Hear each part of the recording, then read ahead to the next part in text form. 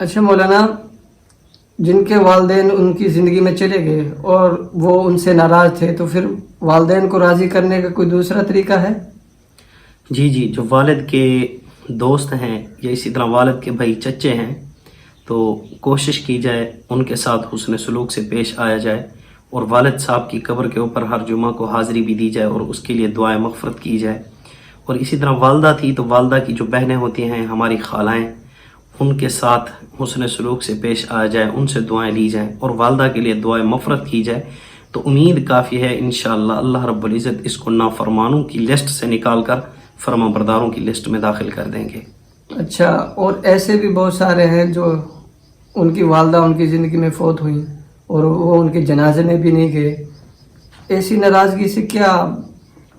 تو دیکھیں نا، پھر ان کو چاہیے نا کہ وہ والدہ کے لیے دعائیں مغفرت کریں۔ اگر ایسا نہیں کرتے، ڈٹے رہتے ہیں اور نافرمان ہی رہتے ہیں، تو پھر نہ تو اللہ تعالیٰ ان کی کوئی عبادت قبول کریں گے، نہ ہی ان کو جنت میں بھیجیں گے۔ پھر اللہ تعالیٰ کو بھی ان کی ضرورت نہیں ہے جب یہ اللہ تعالیٰ کی نافرمانی کر رہے ہیں۔ اچھا، جو والدین کے نافرمان ہیں وہ بھی جنت میں جائیں گے؟ کیوں جائیں گے جنت میں؟ جبکہ جنت کا دروازہ تو باپ ہے، اور باپ کا نافرمان جنت میں کیا لینے جائے گا؟ کیونکہ اللہ تعالیٰ کے حضور نے فرمایا، رضا الرب فی رضا الوالد سخط الرب فی سخط الوالد۔ رب کی رضا والد کی رضامندی میں ہے، رب کی ناراضگی والد کی ناراضگی میں ہے۔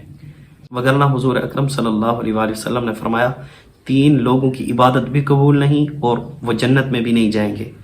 ان 3 میں سے ایک والدین کا نافرمان، دوسرا دیوس، تیسری وہ عورت جو ہے تو عورت لیکن مرد بنتی ہے، مردوں والا لباس پہننا، اپنے آپ کو مرد دکھانا، وہ تینوں جو ہیں جنت میں داخل نہیں ہوں گے اور ان کی کوئی عبادت بھی قبول نہیں ہوتی۔